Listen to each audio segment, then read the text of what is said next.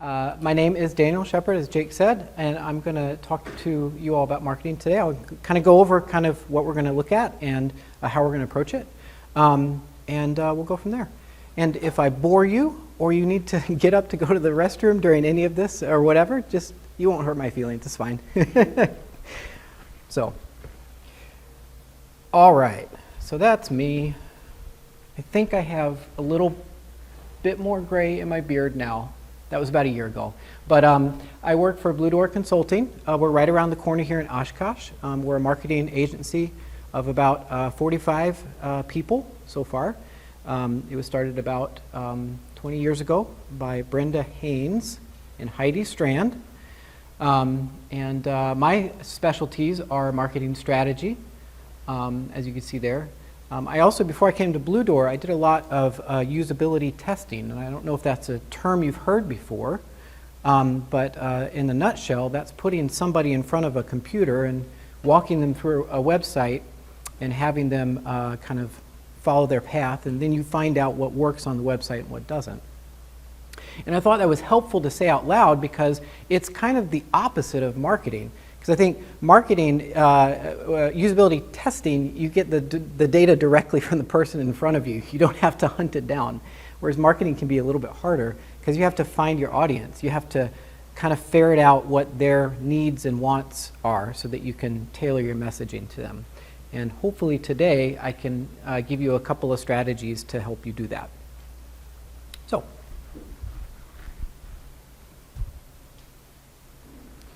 a little bit more about Blue Door Consulting, and this is not a shameful plug. There is a reason here. There's a couple things that we try to do differently in all of our marketing campaigns. One of those things is we are a little bit nerdy and focused on what works. We're a research-based marketing firm. So what that means is that when we're putting our marketing plans together, we look for the data, and we let the data guide our decisions. And again, that's why finding some of the information isn't as easy as plunking someone down in front of a computer and finding out what they want to do. We also take an iterative approach. So I like to say we fail fast and fall down. We skin our knees, then we get up and we learn from it, and then we can tailor our marketing approach or our plans from what we learned. And I would say that as you construct your own plans for this endeavor that your group is chasing after, don't be afraid to fail fast.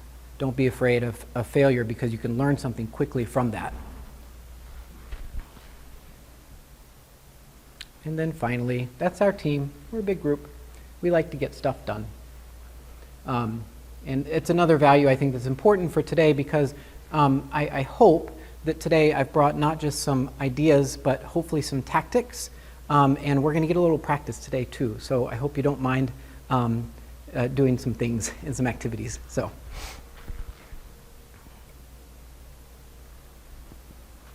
this is my goal for today. I've got 3 strategies, or stages rather, for the creating an effective marketing strategy. When I was talking to Mary and Jake about this before, I sent them 2 very long outline options. And Mary and Jake were so kind. They said, these are great. Can we cherry pick things from this?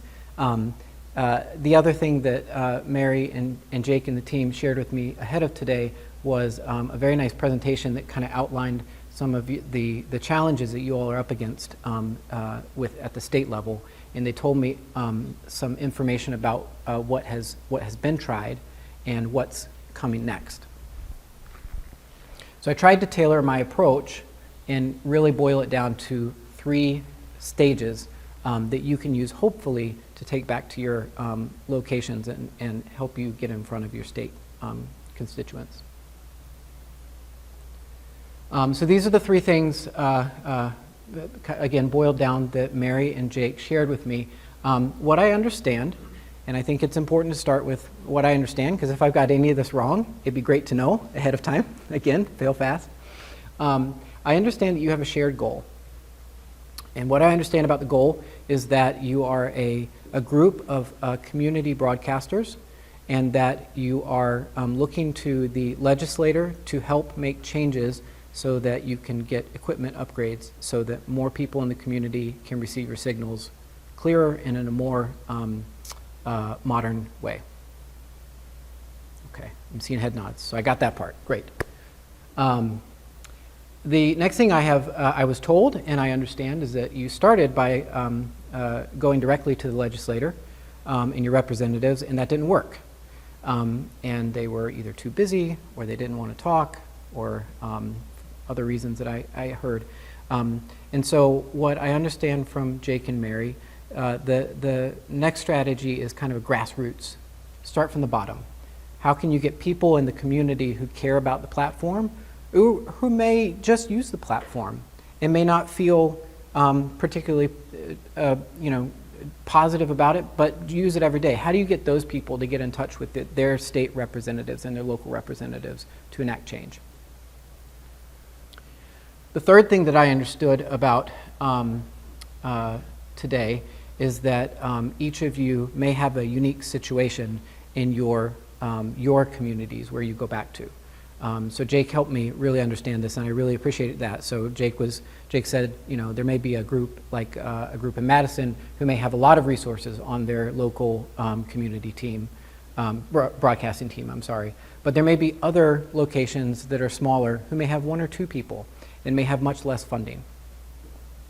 And that was really helpful for me to understand, because I hope I have brought ideas today that will work both in the large and the small, and the in-between, and whatever the situation might be. So that's my goal for today.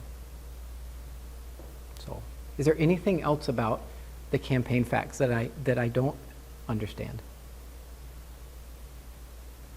Okay, again, good to fail fast, so it's okay to say you're wrong. My kids say it to me all the time, by the way. I've got a 13-year-old, and she says it daily. So this is what we're going to do today. These are the 3 stages. The first stage is going to be data mining. Second, we're going to talk about some planning strategies. And third is going to be some messaging. And again, I'm trying to bring strategies. Some of what we'll talk about today will dip into the tactical level, but I'm trying to bring things that you can take back with you to help inform the tactics that you would do next. So it's more on the strategic level. Here's some things that you can expect today. I tried to structure each of these 3 sections the same way. In the first part of each section, I'm going to set the stage. I'm going to tell you what questions this part would answer from a marketing perspective. We're going to learn from failure. One of the things that's been great about working in marketing for as long as I have is that I've got lots of examples of things that didn't work. So I'm going to bring some of those today, and hopefully that will help you, again, iterate faster. You're going to try it. I have some exercise, like I said. And that's why I brought the pencils and the paper to the table. We're going to actually use pencils and paper today. Again, we're nerdy about what works. We found that kind of getting into just writing it down as opposed to trying to kind of think about it or going straight to a digital tool from a usability perspective, that actually frees up parts of your brain that you don't use when you're straight on the computer. So we're going to try that today. And then finally, I'll share a slide with some effective strategies. And I believe I can share this presentation with you all afterwards so that you don't have to take notes on everything if you don't want to. Jake says yes, thumbs up. Okay. Cool. All right, here we go. Find your data. I understood from Jake and Mary that this is something that can be challenging in your industry. Some of the things I understand is that the cable companies don't necessarily share audience data with you. I also understand, and this happens to us as a consulting firm, as we bring on new clients and we start to learn about who their audiences are. Sometimes you don't know exactly who your audience is, or sometimes your audience can be different. So Jake and Mary told me that you may have, you may be a group that's focused on broadcasting the public meetings for your local government. Or you may do some broadcasting of church services, or you may do a mix of both. But really kind of understanding who the people are behind that you need to talk to is something we need to get some strategies behind. So those are the 3 questions that I am striving to answer with this section here. Okay, let's take a look. Learning from failure. We failed so many times. All right, so this is a screenshot from some research that we did for a client. This client was a really interesting client. Their business was to get housing situated for large work crews that were going to go around the country. So these might be people who are going to a place that just had a hurricane, and they need to get 50 linemen and women in housing, or somebody who's setting up on the border, and they're going to do some the border patrol support, and they need housing for them. So that was what the company did, and that's why we were using large crew moving experts as we looked for search terms to use in our paid campaigns on Google. And you can see here that some of the information we got back was about professional movers, out-of-state moving, don't rent a truck. And so what we failed, as you can see here, is we went straight for the data, and you can see here the data wasn't really great data. It really wasn't about the audience. We never got to talk to their audience, and we didn't actually push hard enough with the client to talk with their audience. We thought that we could just do it by looking for information on Google and doing a little bit of extra research. And this is what we got. This is a snippet from, we set up a form, and so they would submit interest on the form. And we got a lot about this. We heard about you through an advertisement, and it was obviously clickbait. It's about a robot. It's not their audience.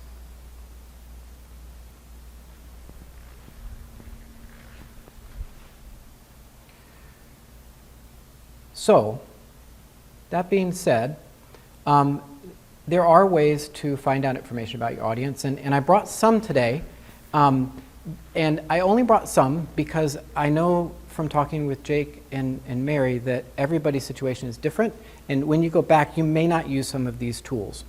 You may not have a website to send people to. You may not use search ads.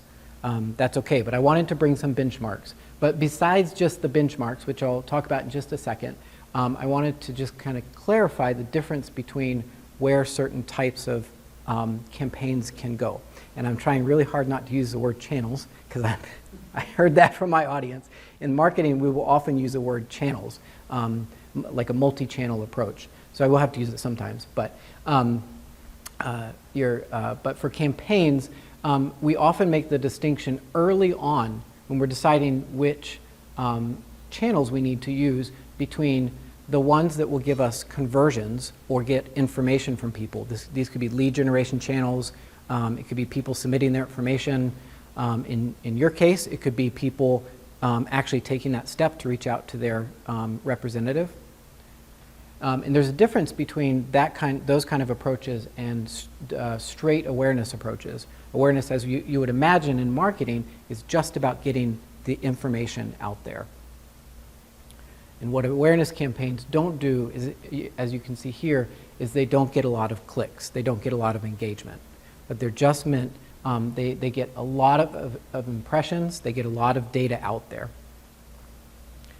So when we're creating these campaigns, we try to understand, how we're going to balance between those two.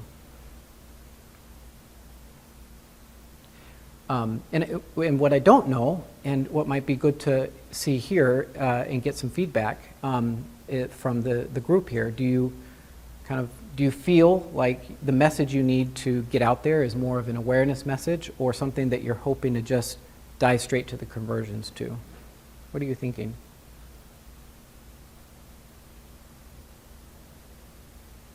I would like to see more conversion. We've done some more passive awareness things, mostly through email, just trying to get the word out through email and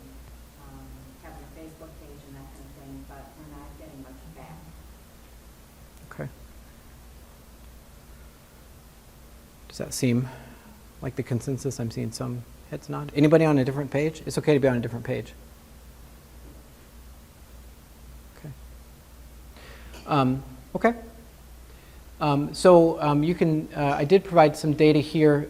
These are from both campaigns that we've run, as well as some sources like WordStream that monitor campaigns across the internet.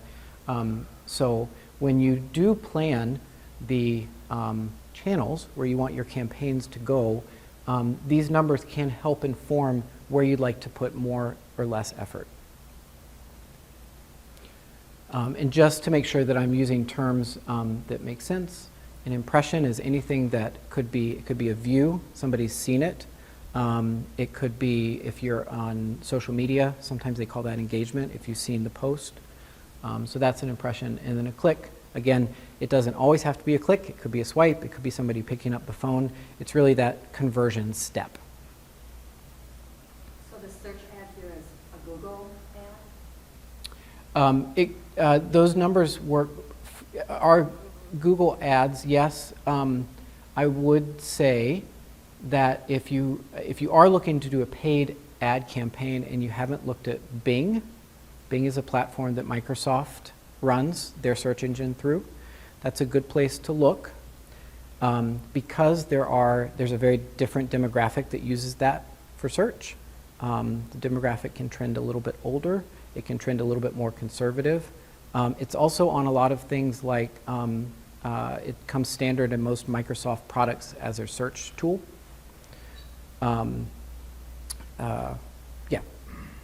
So Bing and the impressions are about the same on Bing, but the click rate is a little bit higher, around 6%. So if you are looking to do some paid advertisements, that's I would definitely look to that as well. Daniel, can you define what organic traffic means in this sense? Yes, thank you. These are great questions. I love it. Organic traffic is anything that comes to you. Sometimes we think of this as a website, but it doesn't have to be a website. It could be somebody picking up the phone and calling you, but it's something that you haven't paid for, so it's not a paid campaign. It's something that somebody will find your information. They might find it through search on the internet. So if you're putting blog information out there, or you're writing on a website, or you're writing in social media posts, those are all considered organic channels. I would say that your television would, and I guess we could talk about whether that's paid or not, but television, if you're doing any kind of broadcast through your own platform, would also be considered an organic channel. Any other questions? Any other terms that don't make sense up there? Could you just talk a little bit about referral also? Oh yeah. Referral, as it sounds, is word of mouth, as we used to say. The click-through rate or the conversion rate for referrals can often be higher because you already have you've already got the buy-in from them. So it could be as simple as somebody telling a friend, "Hey, I just heard about this really important thing that we need to contact our legislators about. Here's some information. Can you do it as well?"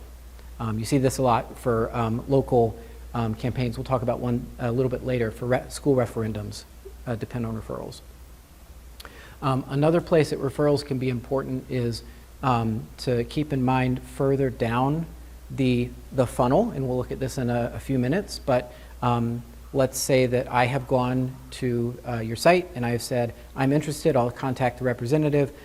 You might want to think about ways to re-engage with that person who has engaged to say, thank you for engaging, can you talk to 5 of your friends? Or do you have anybody else who you think would like to hear this message? So the referrals don't have to happen at the top of the funnel, and again, I'll define a funnel. It looks like a funnel. They can happen after somebody's contacted you. So then how would you define that differently from organic? If you're, word of mouth, I tell you, hey, you gotta go do X, and then you go ahead on your own time and do it. How do you measure the difference with that? I would measure the referral as For a referral, I would want them to take a specific action that I had planned for them to take. So as opposed to saying it just coming up to their friends when they were talking over a dinner party one night or at the soccer fields, but a referral would have a very specific marketed message. So you would send them an email, for instance, and implore them to send the message to 5 people. It could happen on social media. You could ask people to boost your post. That could be a referral as well.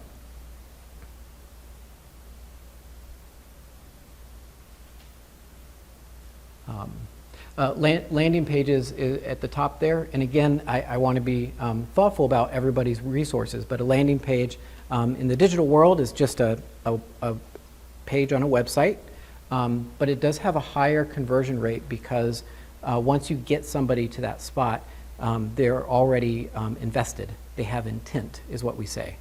So a lot of times we'll set up a campaign, and we may get 1,000 impressions, right? We get 20 clicks. From those 20 clicks, those people are really engaged in our message because they've clicked. So from those people, even though it's a smaller click-through rate as a percentage, we anticipate getting higher conversions from those people on the landing page because they're committed. So landing pages can be effective tools if that's within your abilities.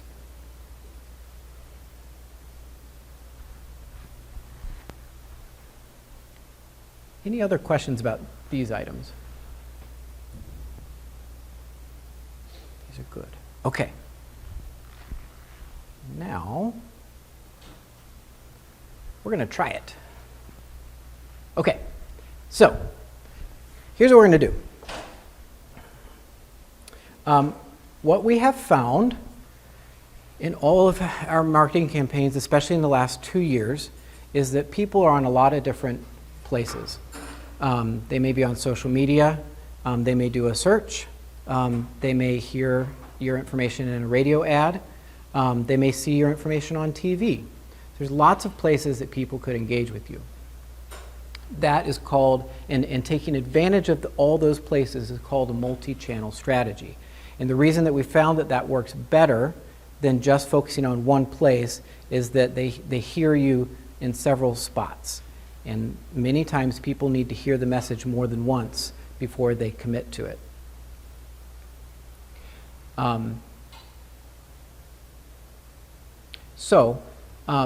With that in mind, what I think would be a great exercise, if you want to grab the paper and the pencil, and if you're, you can definitely work alone, but this is a great activity to do as a group.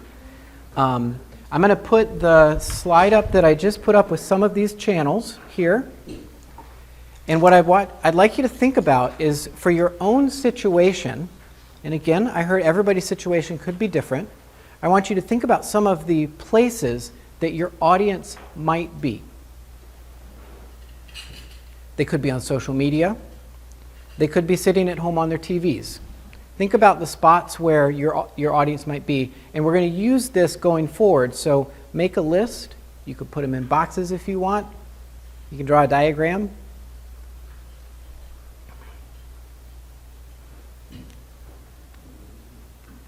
I'll give you about. Is this where our audience is when they receive our messages?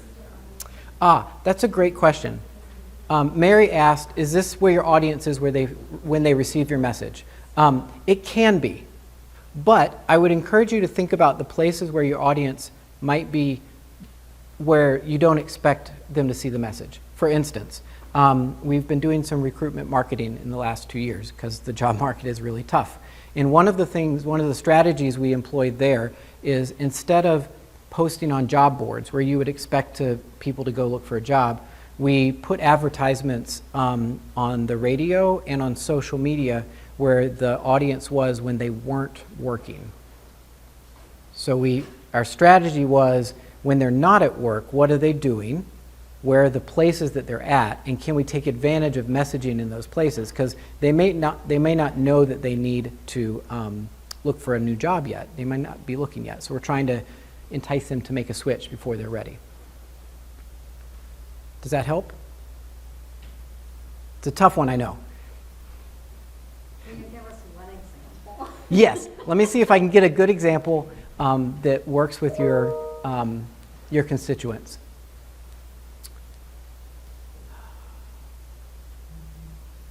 Okay, so what I heard is that some of the stations broadcast to churches, for instance. So what are different ways you might get in front of that audience who may not be the people who are homebound, who are watching the broadcast, but maybe get it to the congregation who would be like-minded and would be would care about the others in their congregation who are homebound. Is that a good example? Does that help? Okay. So in this case, it would be a church. Could be a church, yes. That would be a good example, yeah. I would love to hear from kind of around the room. Anyone want to share some of the places where your audience is? Because this will actually help me learn about your audience as well. What'd you write down? Okay, we were just talking about peach jar, so I'm gonna say that. Say it again? Peach jar? Peach jar. It's like it's a way of sending messages home from school. Oh, for- okay. for Digital. schools, like e-blast. Instead of giving out like paper flyers, they put them in peach jar and then you can email us and then you put that. Okay, that's cool. I didn't know about that yet. Parent, you automatically get enrolled in it, pretty much. Okay. Is that what the school district uses? Is that school district? So that's what in the Dane County area, that's what they all use, are they all kind of on that? or- Okay, we use Skyward, I think is the name of the one up by us, so that's interesting, I've never heard of that, but it makes sense, there's a lot of them down that area. That's cool. So you could get some messaging out on that and disseminate it to people who don't even know about the need yet, right? Yeah. That's awesome. I didn't know about that.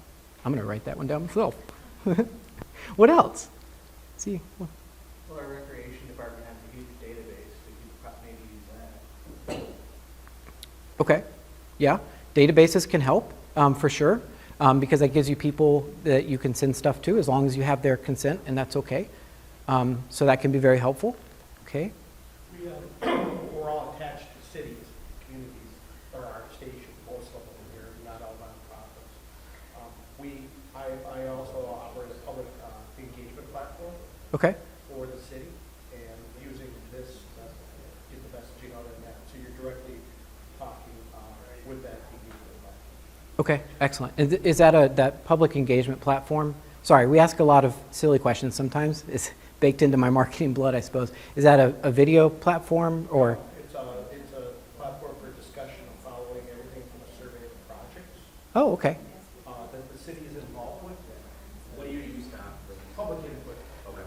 Okay. We have, the city of Oshkosh has a similar service called Pulco. And, Okay. I think they're Madison-based, I don't know if anybody else uses them, but this year we're actually doing our citizen survey, our annual citizen survey the city does every year. We're using them to do that. And we have in the past, and Andy administers that mostly, but we kind of use that to kind of double dip if we're trying to promote something. We'll do a survey about it while also kind of sending information and links and things. So Mm-hmm. for people who say, yes, we're aware of it, we get their feelings about it, but for people who aren't, it doubles as kind of an educational tool to engage and get people educated on something that maybe they don't know about. Excellent. And it can be really helpful at the end of surveys or platforms like that to kind of have a link to, would you help support us? And we'll talk about those kind of things a little bit later, but that can be a very helpful piece too. Great. Yes, sir. We're always looking for help with sports coverage, whether it's business sponsors or just volunteer help to run cameras or announce games. And so booster clubs for the sports at our schools are an important resource for us. Yeah, okay. That's a good source as well. One of our clients that we're working with, they put out, they do minerals that go into feed for farm animals, cows mostly. So one of the ideas that we were brainstorming ourselves was, can we get in front of some of the big 4-H clubs around the state and have them be be advocates for this company, so it can disseminate out to the farmers and the dairy farmers. So yeah, similar, kind of finding those community groups and getting the word out that way. I think it's also trying to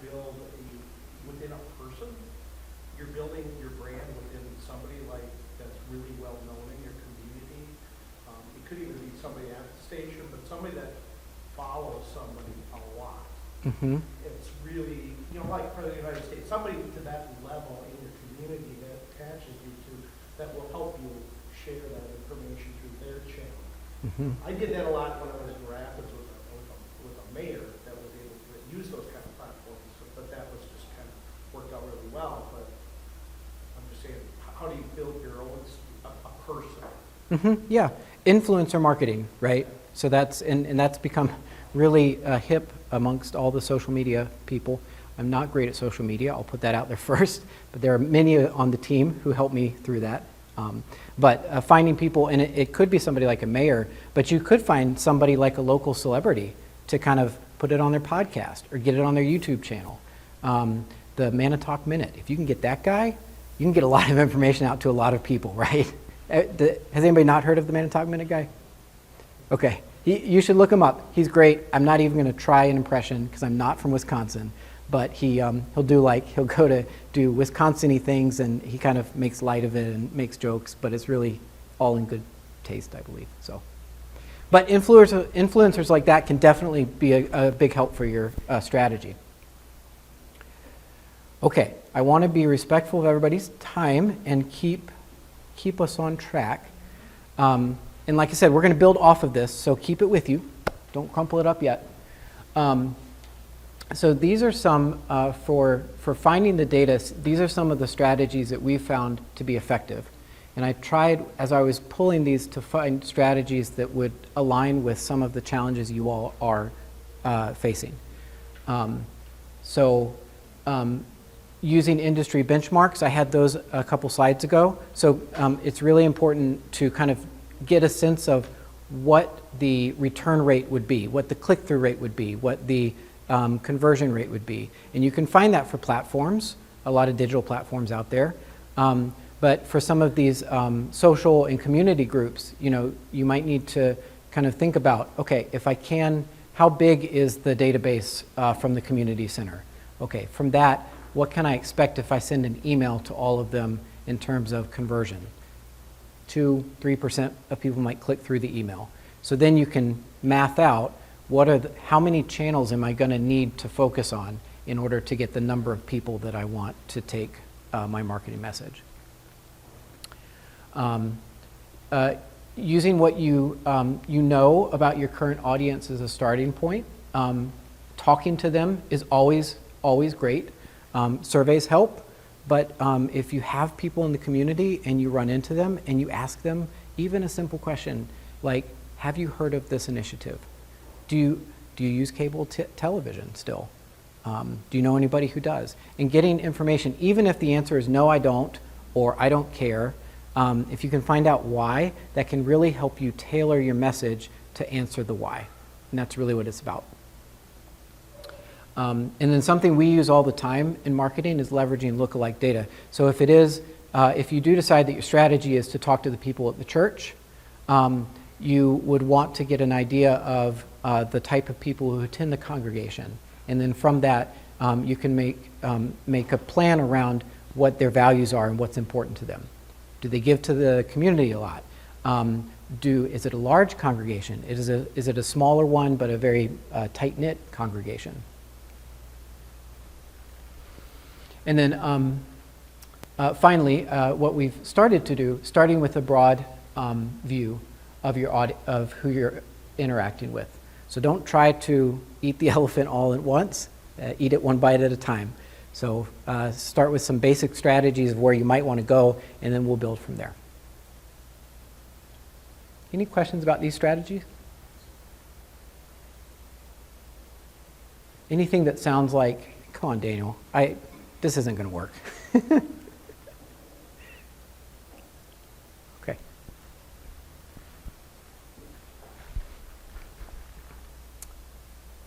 All right.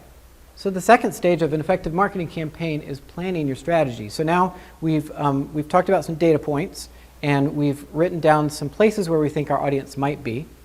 So now we need to figure out where will they see the message, and this is drilling down to the specific formats that you want to use. How are you going to find out what works? How are you going to test it? How will you make sure that the tactics you use stay consistent? One of the things that we've seen with longer marketing strategies over several quarters or over a year is it's really easy to get wobble throughout the year, right?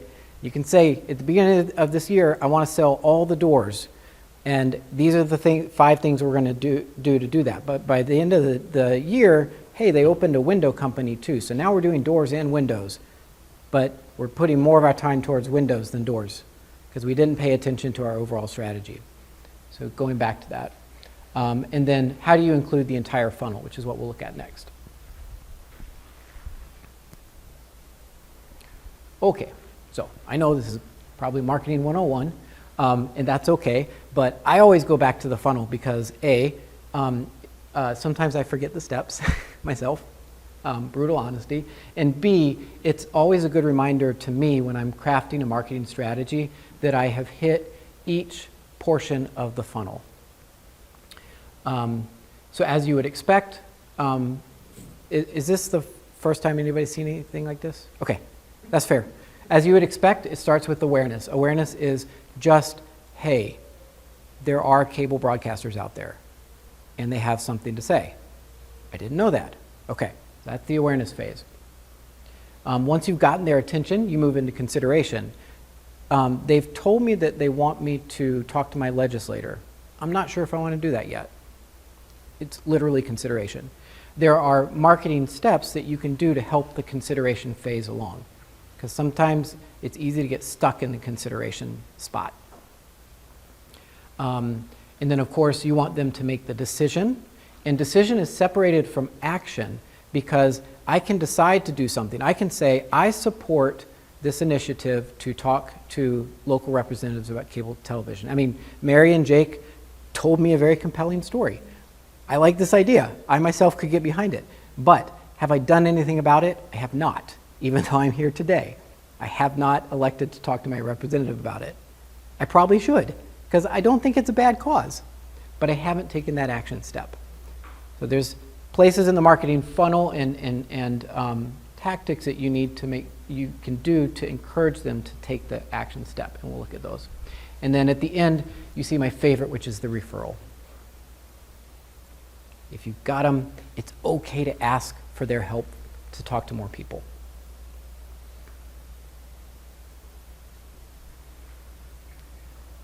Any questions about the funnel? Okay. Again, it can seem straightforward, but it's easy when you're writing a plan to miss steps and forget things. All right. Learning from failure. So, this is one of my marketing plans from earlier in the year. This was in February, and it was for a local company. They're a trucking company up in Kaukauna. And so they came to us and they said, here's the thing. We're about to raise our pay to our truckers. This is something that doesn't happen every day, and they were raising it higher than other companies around them. So we said, great, we can do stuff with this. Let's go. So we put together this plan, and we put all these pieces together. We were going to have a landing page. You can see I really do like pencils and papers. We were going to put a big old picture, a banner picture on their website promoting it. We were going to talk about blogs and write information for their blogs and do several of them so that people found them organically. We were going to post on Facebook. We're going to do paid ads. We're going to do a press release. We were going to use Facebook Messenger to try to talk to people about it, the hiring campaign. And then they would go to Robin and Joe, and Robin and Joe would get them hired. So here's what happened, though. First off, we didn't really check our audience carefully enough. And it turns out that truck drivers don't use Facebook Messenger very often. We should have done the research and dove into it. What was the reason that we thought we would go that way is we thought, hey, here this is really cool. This is really sexy. We can attach Facebook Messenger to the Parrot is actually a chat bot that they use on their website. So we can attach it to the chat bot. They won't even have to go to the website. We won't even lose them with those clicks. They can talk directly to the recruiters. But truck drivers don't use Facebook Messenger. The second failure was that our estimated PPC click-through rate, that's what CTR stands for, so we were estimating a much higher click-through rate than what we actually got. What's PPC? Sorry, PPC is a paid pay-per-click campaign. It's like a Google ad or a Bing ad. It can be a Facebook or a social ad. Anything that you pay for, which gets boosted to a greater extent. So the reason that was challenging was because we put a lot of time and effort into that PPC channel, and it turned out that it didn't work out well. The next thing we learned, we did a press release, and it was unfortunate, but, well, I mean, it was fortunate because the press release really did work. We got so much return on the press release overall, and the press release was actually the most effective piece of the entire campaign. But again, because we didn't dive deep enough into the data to understand the reach of the press release versus the paid campaigns, we ended up putting more time towards those paid campaigns and some of these other pieces, when it turns out the press release was our major driver. How did you, sorry. I was just gonna ask, so where did those press releases go? To commercial media, like newspapers, radio, broadcast stations, that kind of thing? That's a great question. So again, this is the trucking industry. So we actually did research and we found like news aggregators for the trucking industry and some of the big trucking job sites, and we sent it to those groups instead of doing local newspapers. And how did you know that those press releases were effective? So, and we'll talk about this a little bit later, but we can measure the data through analytics for that referral source, so we can find out where the website they were coming from to the website that they went to. You can also, in your press release, you can put a little link click, and you can put some tracking information in that link click, so that you can find out just how effective it was. And I would say that, and I think press releases may be a tactic that you want to think about, because we continue to get clicks to the website from these press releases. These will go onto these news aggregator sites, and in marketing we call this long tail traffic. So people will come to them over and over again and see the message. We're still getting clicks today, and this was back in February when we released the press release. So just to delve into that a little bit more, when you say a press release, so did that just turn into an article then, or an ad on that aggregator site?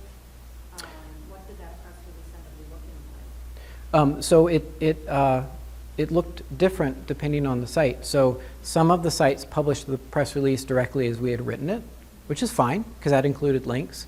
Some of them, though, took some of the key data points out of them and turned them into an article. And I think this is what was so, we learned this was what was so effective about this press release. We chocked it full of data points, right? And people who write for some of these online media pieces and local news, they're always looking for content like this.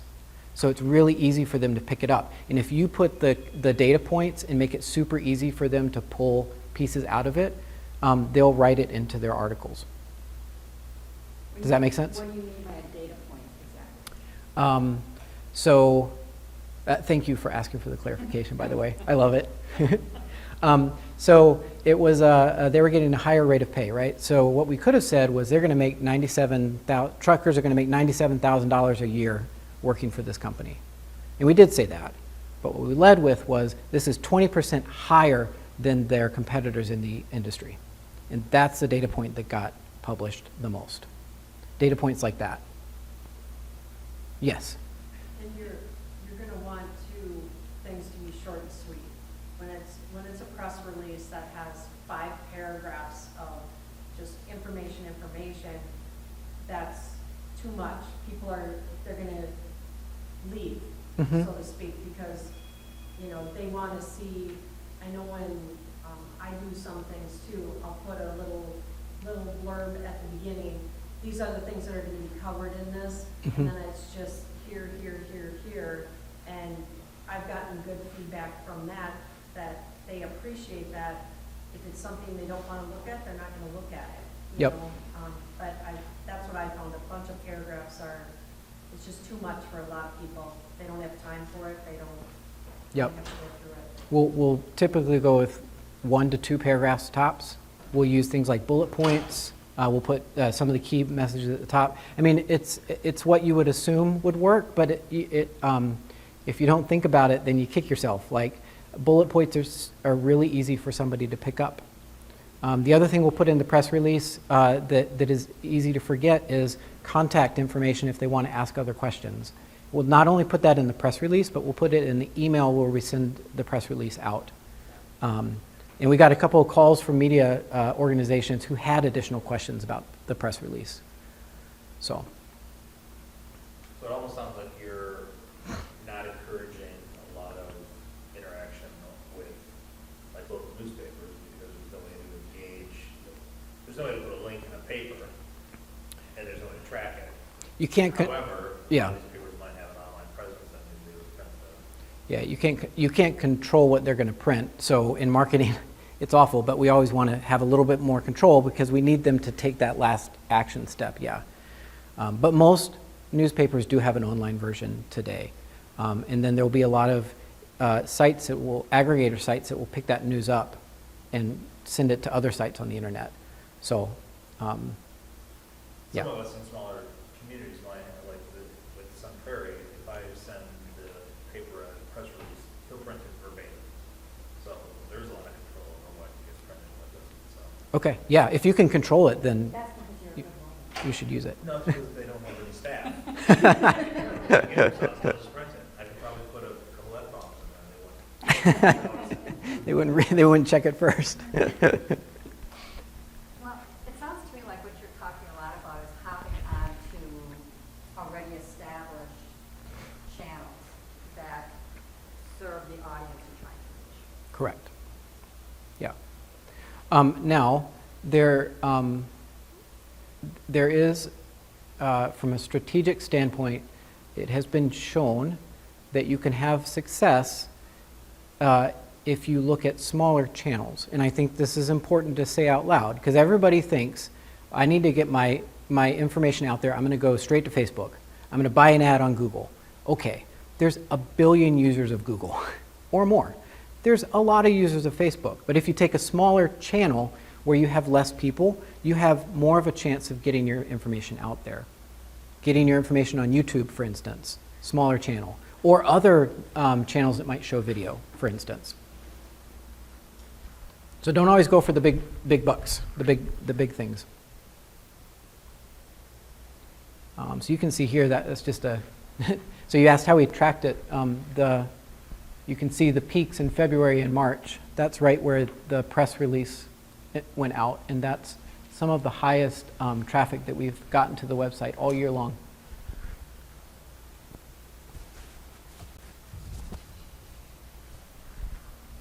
So, that being said, I'm going to go back. We're going to try it. This is going to be another action step. We're going to take a few minutes for this because I think it's important to think through this. And I'll walk around and answer questions if it's helpful. I'm going to go back to our funnel. Too many steps. And what I'd like you to do is take your, so in the first exercise, you took some places where you think your audience would be. In this next exercise, think about where they are in the funnel, and are there other related places, either further up or further down the funnel, where you need to take action. Okay? So if your audience is the church, sorry, it's an easy one to keep going to, you would probably find them in, for awareness, you would need to think of strategies for getting in front of that audience. Can you go speak to the pastor? Can you speak on Sunday? Can you get in their newsletter? And then what are the steps that follow for the consideration and decision? For consideration, you're going to need some kind of message for the newsletter, for instance. And for decision, you might need a way for them to contact you and learn more, again, before they're ready to act. So try it. Give it a shot. It's been helping, so. And I think what's great about it's really easy today to get kind of those banners that you can stick to your car printed.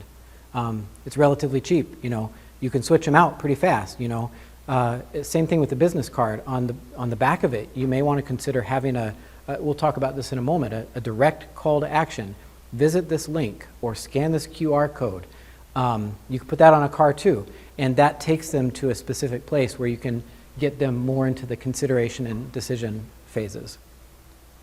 I'd like to deep down a little bit deeper into, because we're so broad with our stations, we do about everything. And trying to get awareness of that sometimes falls on deaf ears because they don't care. Mhm. Right? So, like, we have a program, and we haven't done this, but like senior exercise. And I think you really need to get into possibly the doctors to get their buy-in so they can help people. But that's going to be the hard part, how to get down this funnel from there. I think that's a good way, that's really trying to find a direct piece to maybe a program we do. To get them involved, not all the programs, but a certain program like that. And then you're getting them into right to the direct, how do you get to the doctor that's helping the 90-year-old person that should be exercising. Here's an idea. Mhm. Especially easy when these senior exercise videos are actually produced by the hospital. Helps as well. Most of them are. Okay. Except the ones we have in our own community, we don't have them, but like Gunderson Clinic, they have those. So, Yeah. just like. No, that's great. And I think many hospitals have some sort of broadcast or marketing department. So maybe it's not necessarily getting in front of the doctors. Maybe it's getting in front of a different department at the hospital who would be very happy to hear that messaging about the hospital programs getting out there. And then they could talk to more constituents at the hospital.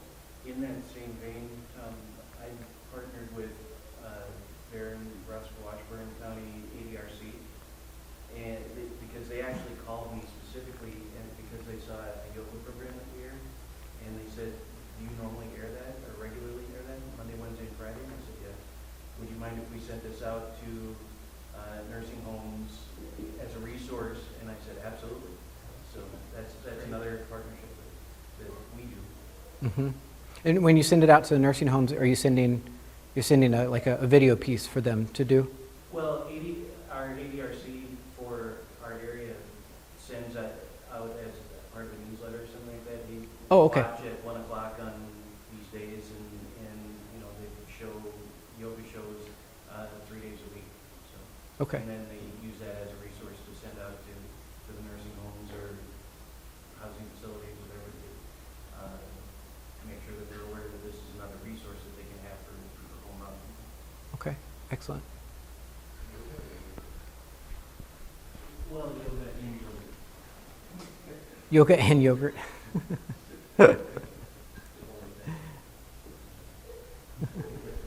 One of the things I've noticed, which is maybe a little bit more of a trend, is the places that we do, like nonprofits and help them out, and similar, like, they seem to want to have their own platform and not really, they want their own analytics, Mm-hmm. and they have a hard time driving something to, they don't have analytics too. So Mm-hmm. then they decide that they really can't work with you because they don't have those analytics to their board of directors. How do you figure that out? Because YouTube is an example. I want the YouTube file to load up to our own YouTube page because we want the analytics, although we did all the work. But then it's not going back to that, the broadcasting station who did all this, and then we lose the entire, who did this? Mm-hmm. And that's an issue, I think, with all of us. I try not to say, no, we can't do it, but then they frown on that, and then they don't really want to use it. Would in those instances, would they be open to either putting something in the lower thirds of the video or at the end of the video, kind of promoting like we did this? We would definitely, we do that no matter what. I know I'm probably preaching to the choir here, but But yeah, like our United Way video, I know we had out an actual file for them to load up to their own platforms.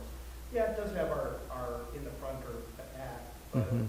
it's still lost. And I don't know how you, I see that more often, more people are about me or find out more about their analytics to their corporate people.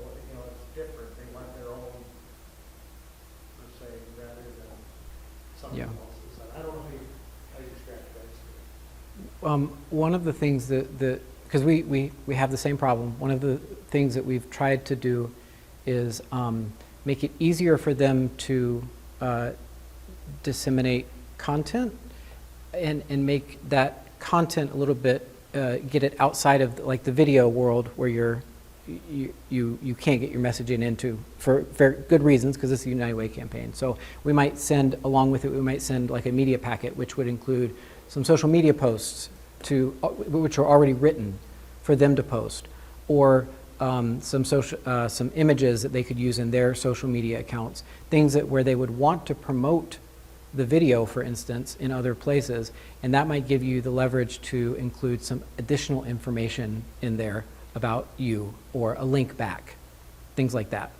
They may not use it, but if you can get kind of the media packet out there, again, a lot of people want content these days, and a lot of people want it easy. So if you can make it easy for them to pick up your message and put it in another place outside of the primary video that you're working on, we've found that can be effective in places.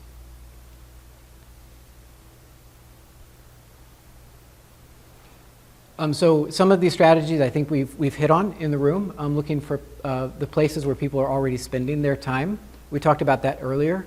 It may not be the place where you go to first, like a job board, but the places where the people who aren't yet looking for a job are looking.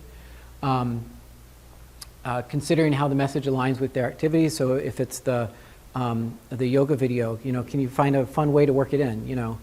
And now we're going to do not the downward dog. That would be awful. Some yoga move. We're going to stretch our way to the state legislator in this next one. Fit it and make it fun. People like to laugh. People like fun stuff. We do a lot of A/B testing in the top right square. So we use that to try to get to dial in what the message should be. So you might want to send your message one way on one platform and send it slightly differently on another platform to see what works the best. And again, finding platforms that allow for post-submission data. So that would be places where you can put a link that you can record the click-through on. To your question earlier about how do you measure it, and thinking about those platforms as places as part of your marketing strategy so you can tell what works. Talked about some of the initial steps, and especially in the consideration and the decision phase, there can be a time span associated with that. So what's happening during that time span? Are you talking to them about the topic just once? Are you sending them one or two things to talk about it? And we talked about referrals. Any questions about these strategies?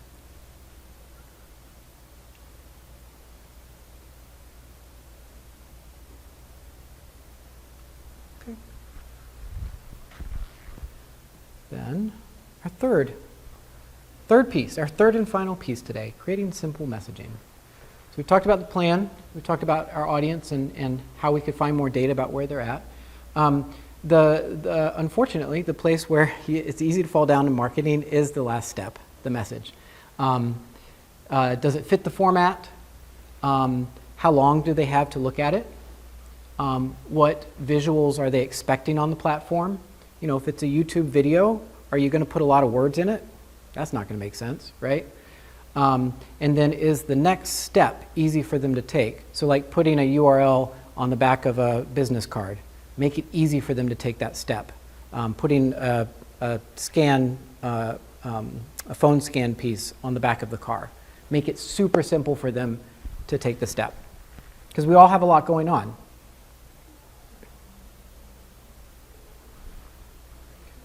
So two places where we've learned from falling down. I like the graphic here, so that's why I used it. When we were working on messaging, this was a campaign for a a branding campaign for a new drink that we were working on. And the client came to us and they said, we would like, this is brand new line of drinks. We need a name for them. So we said, we can do that. We're really good at that. So we went away and we did all of this data research. That's what all those that spreadsheet is at the top. We looked at competitors. We looked at what their tone was, what their voice was. We looked at how many times they used words about water. And then we came up with a bunch of water-themed names.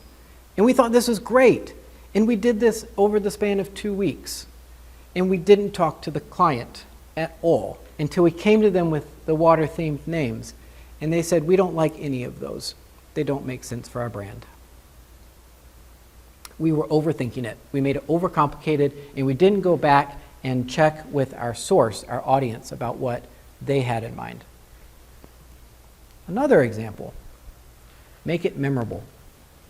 So this is an example of a billboard that we did, and it was great. You know, we thought it worked. It had some numbers on it. What it doesn't have, though, is a super clear call to action. If you aren't in the industry, and even if you are, you don't know what flat rate pay is. Does that make sense to anybody here? Nope. This was the term that the client called it.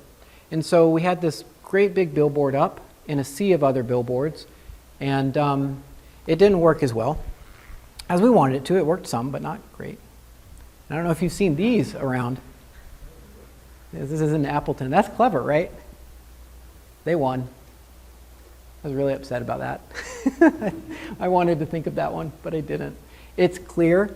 Not only is the message the memorable call to action, the CTA, but the message is the place you go to take the action. They made a website, quityourjobnow.com.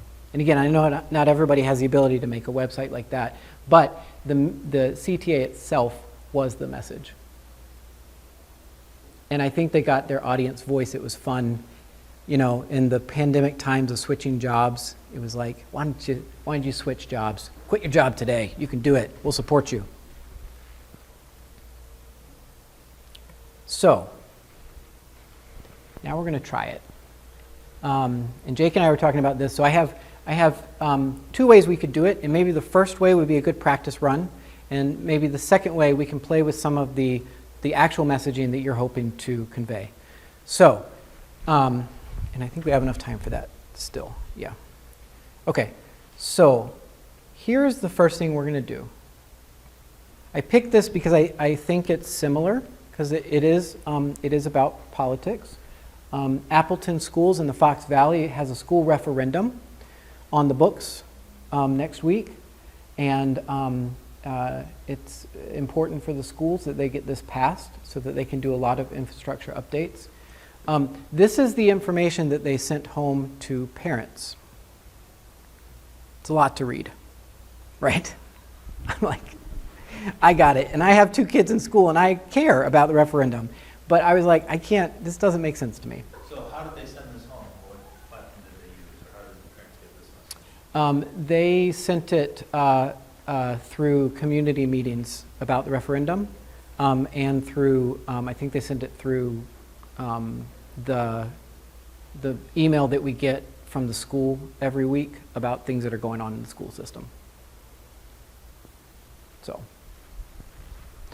and then they designed some yard signs. This is my yard sign. It's nice. I like that, you know, it's got the friendly aspect. It's voting, yes. But what this I think doesn't tell, and I don't know if you see this or not, but on the referendum, on the actual ballot, in order to successfully vote for the referendum, you actually have to check 2 boxes. That's why there's 2 checks. Did anybody get that the first time? Because I didn't. Horrible, right? Like, I'm invested in this. I will do this. But if I forget to check both boxes, it doesn't pass. Yes? I have a question for you.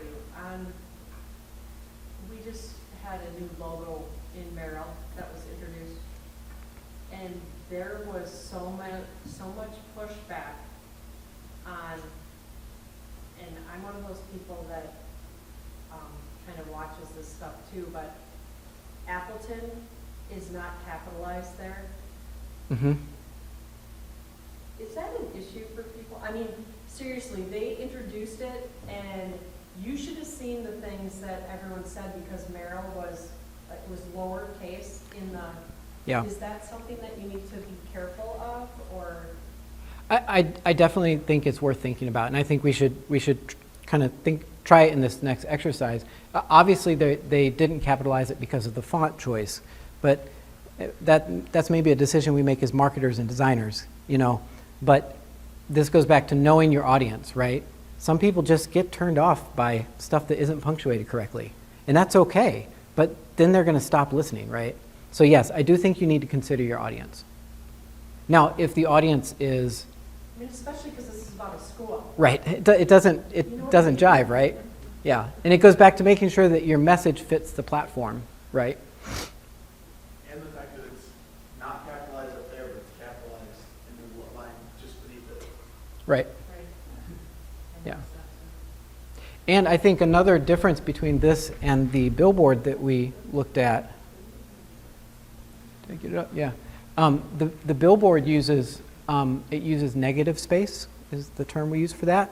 That's the white space around it. It's really easy to see the message. It's super clear. But on the yard sign, I think it's harder. It is on a white background, but there's a lot going on there. And again, the primary message of checking both boxes when you vote, totally miss. Doesn't tell why you would vote for it.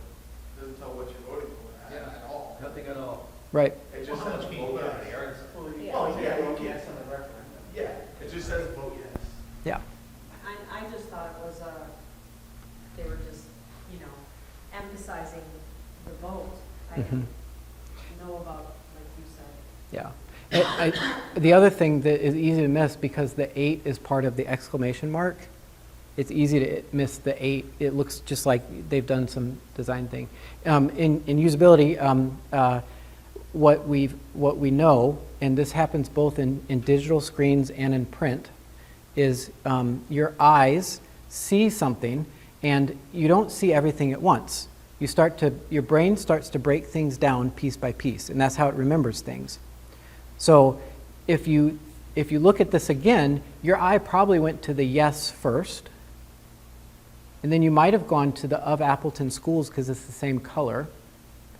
And then eventually you might get up to the vote, but you probably saw that big circle because it's bigger under the exclamation mark. So even the size of things and how many things you put down is an important piece of your messaging. Is the dot above the I, isn't that part of the Appleton Schools logo? I don't know. Talking in the Friends. Of the Friends, yeah. It may be. I'm not sure. Seems like I it's thought more it of was an years ago. Yeah. it's more of an ad for the Friends group than it is an ad for voting yes. Yep. Yeah. So my thought was that we could practice and with this, and I'll put it back up, but and you can pick a new piece of paper or an existing one, but why don't everybody take about 2 minutes, see if you can do better. Here's your messaging. How would you simplify it? You draw a square. Can you see the referendum, what the referendum is about? Oh, there's a lot there. Well, Yeah. Yeah. They want to, yeah, I can put both up. So take a few minutes and give it a shot. One of them is called Audio Go. Yes, Audio Go. I would take a look at that. It offers really cheap rates for putting radio ads out there, and it'll proliferate them across several digital channels like Pandora, news talk stations, Stitcher, which does sports. So I would definitely look at Audio Go if you're looking at, if you want to get some radio ads out there.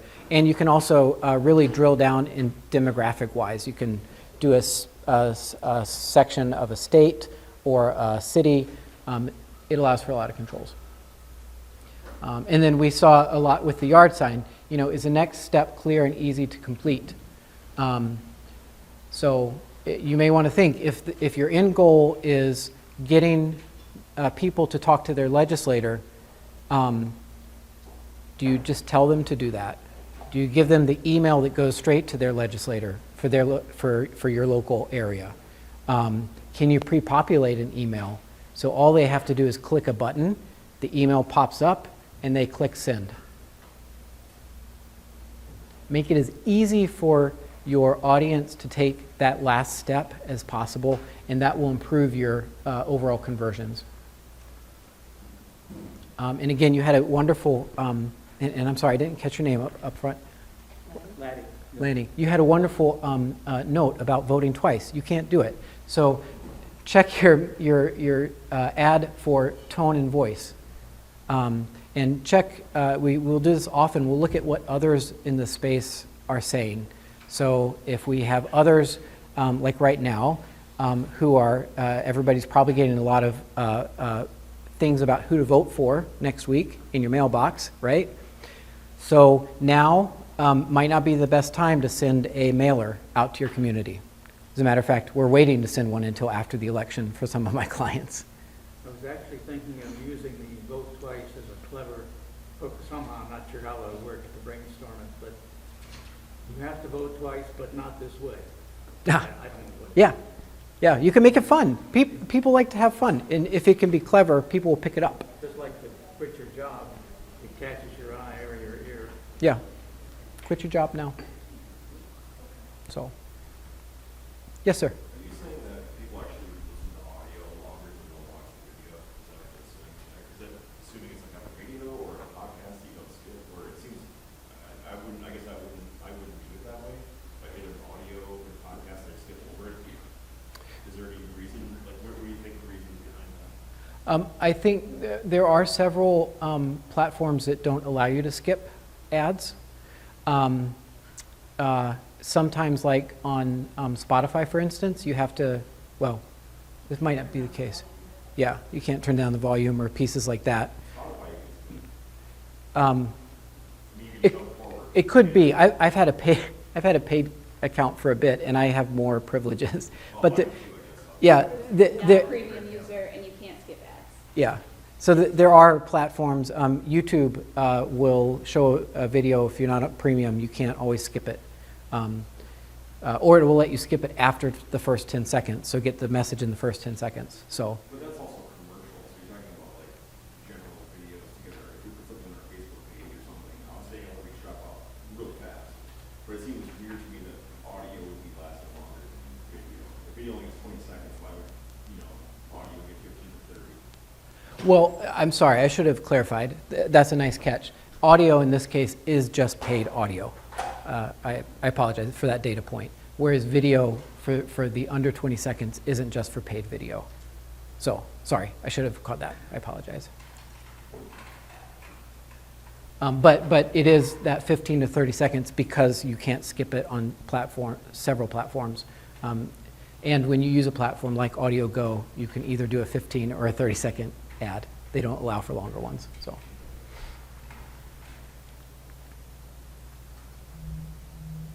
Okay. That is the last of my steps, I believe. Yep. That's what I brought for you today. I hope it's been helpful. I think I'm here for any questions if you have them. I know we've had some discussions, so yeah, if there's anything I missed or you'd like to ask more questions about, I think that's our time. I'm looking at Jake and Mary. I don't know. Does anybody have any other questions? Got a couple more minutes. Anything else for Danny? I'm just curious about your most proud, marketing strategy you've done recently. That's a good one.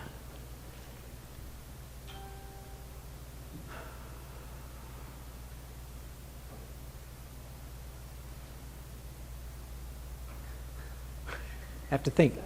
No, it's okay. That's a good question. Okay. So again, one of my clients is a trucking company, and because there's not as many, truckers aren't actively looking for jobs right now. There's more jobs than there are truckers, right? So instead, we've been focusing on getting them to make a switch to us.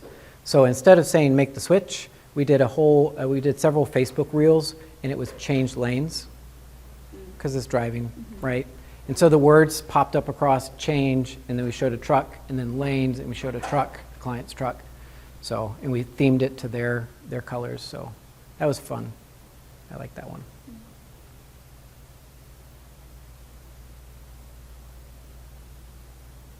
I have a client who does glass and skyscrapers. We're doing an awareness campaign, take your glass project to new heights. A lot of skyscrapers. It's helpful when the medium and the message match.